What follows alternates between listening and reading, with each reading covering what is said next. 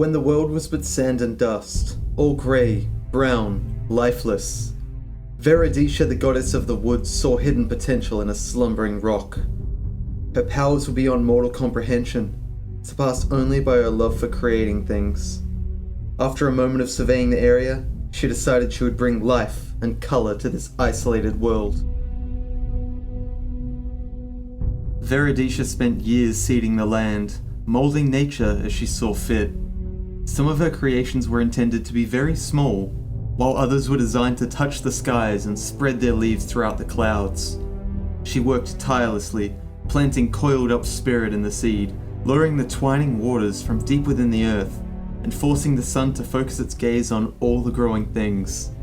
Eventually, she looked over her creations and smiled at what they would become.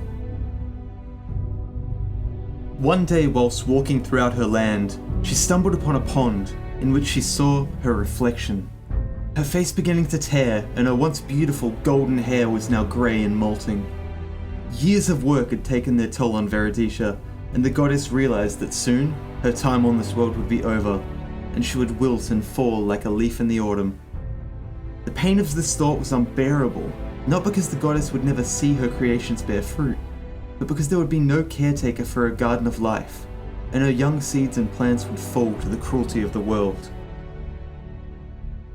Frantically, the goddess searched, finding but a single seed left untouched in her pouch. She held it close to her and spoke a single word to it before swallowing it whole. Veridisha sat at the pond of water and smiled peacefully, knowing her job was now complete as death's cold embrace finally took her. Her body decomposed throughout the long winter, becoming the humus that would feed her children in the spring. Slowly but surely, the Garden of Life began to blossom. From the outset of spring, it was obvious to all that the final seed was special. As other plants in the garden were breaking free from the soil and becoming plants, the strange seed did not blossom. Instead, it simply grew in size until it dwarfed the plants that surrounded it.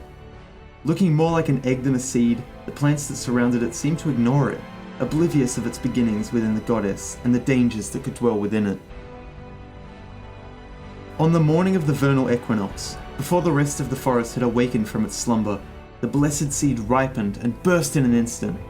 From it stepped the nature's prophet, Furion, in full leaf, strong and wise beyond comprehension. Blessed with Veridisha's powers, foresight, and able to command nature itself, the plants bowed to his power.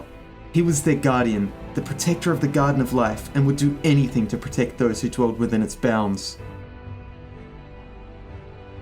All denizens of the world fear the nature's prophet, and rightly so, for to disrespect the life of the world is to disrespect Furion himself, and will surely bring his wrath upon you.